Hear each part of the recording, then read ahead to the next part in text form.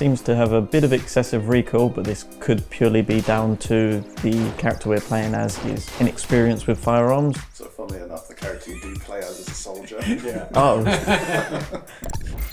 Hi, I'm Alex Pitts from the Combined Military Services Museum in Essex. I look after the collection of over 600 firearms here. I've been here for 6 years and I've been involved with firearms for over 10 years, and we're looking at the firearms from the Sons of the Forest.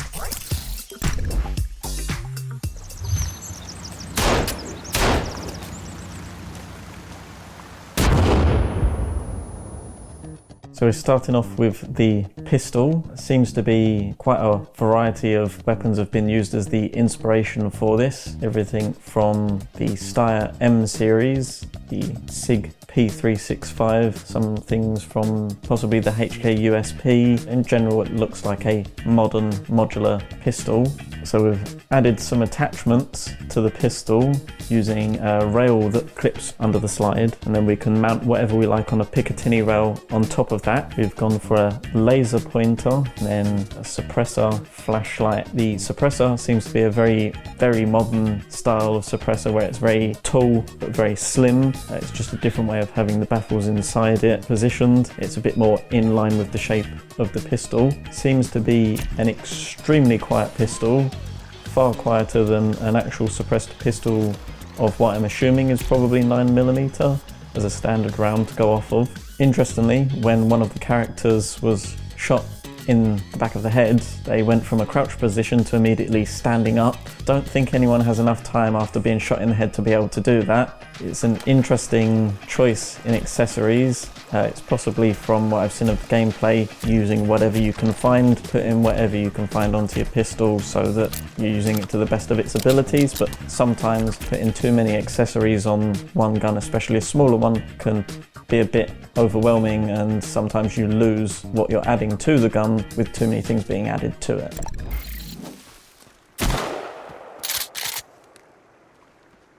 So we've got the in-game shotgun, which is a bit different to the one I've picked up, mostly from the standpoint of it's a pistol-gripped shotgun as opposed to one with a full-size stock, but really you want a stock to be able to take the recoil in. We can see that parts of it have been modernized in comparison to the one I've got here. We've got a Picatinny rail that has been attached on top, and then the actual pump itself is a polymer one with some grooves on it for a bit of grip to help with cocking it a bit faster. So we see in the gameplay, the front sight is attached to the shotgun, which is what we are using, but there's no rear sight that's been put on in the game. We're purely using the foresight, and it seems to be that we're kind of angling it at a bit of a weird way because we don't have the rear sight.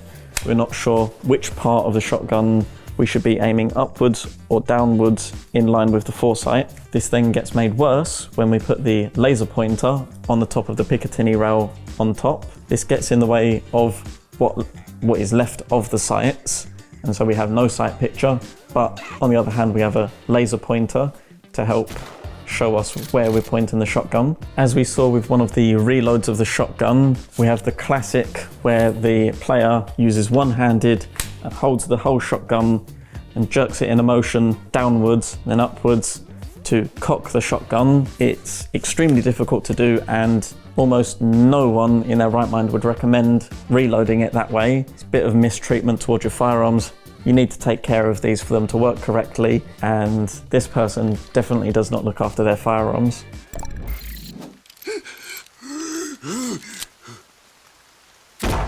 So we've got the Revolver up next. Off the bat, I can say that the reloads are very strange. There's some little quirks in there that aren't quite right. At first, we see that the character is checking the cylinder to see how many cartridges he's got fired, unfired, or loaded. When he goes to close them, he kind of just feathers it closed whilst also slightly flicking it to close the cylinder.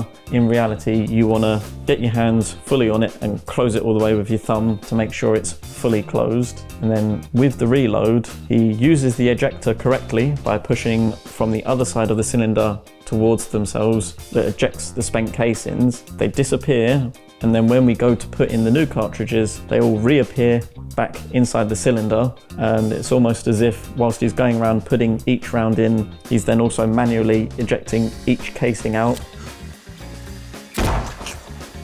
It's based off of the Chiappa Rhino, which is a very interesting modern revolver, a typical 357 revolver. Other than that, it looks very good, very realistic to the actual revolver. Seems to have almost as much recoil as the original pistol, but given that the Chiappa Rhino is typically in 357 Magnum, there should be a big difference in the recoil for it.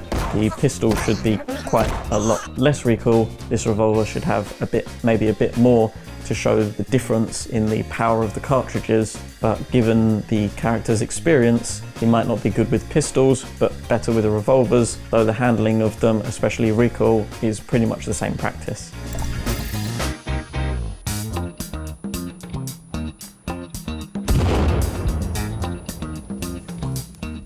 So we've got grenades being used in the forest. They look to be a Cold War period, maybe a bit more modern style of grenade. It's good to see that they haven't gone with the typical Hollywood style of explosion goes off, flames and everywhere, whereas for the most part these are the shockwave and the shrapnel going off everywhere around it, not necessarily fire. I would say it needs a bit more smoke coming out from the grenade to show all of the shrapnel being flung everywhere and the amount of explosive that's gone off. But if these are maybe a bit smaller size grenade, then obviously the explosion size would be a bit smaller.